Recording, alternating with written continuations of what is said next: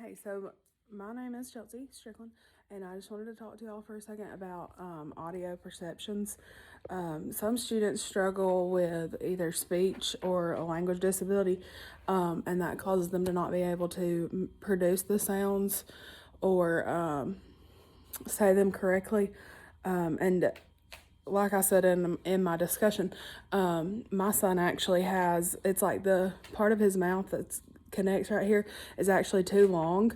And so the dentist told us that if it didn't get broken or shorten up, he would actually have a lot of trouble making certain sounds later on. The last time we went, though, they said that he seems to be doing okay, and they said because he's a little boy, more than likely he'll end up falling and busting it and breaking it on his own, so he shouldn't have any issues. But I have noticed that he currently stutters when he talks, and I don't know if he just gets too excited and starts talking too fast.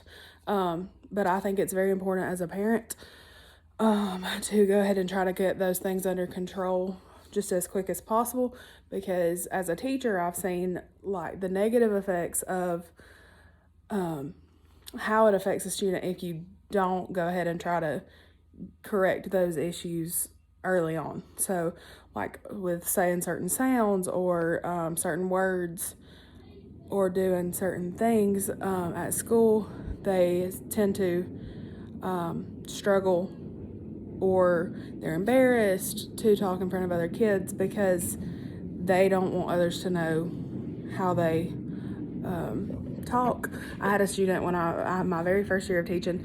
It was a 6th grade student, and he was the sweetest kid ever. He was very smart at math. He was very good, very strong student in math, and he refused to answer in the classroom.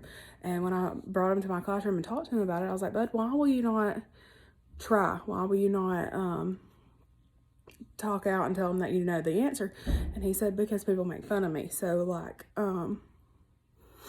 I think it's just very important to teach our kids about speech impediments or why kids talk certain ways, so that we can hopefully knock that out and don't create an issue for those students, because it's not fair for them to feel different than other students just because of something that they can't help. And our speech language pathologist at our school is very good. She comes and gets our kids very quietly, and she doesn't make a big scene about it. So I think she does a really good job in that, making sure that they feel included in their classroom and not being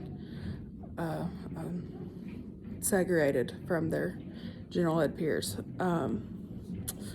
So, yeah.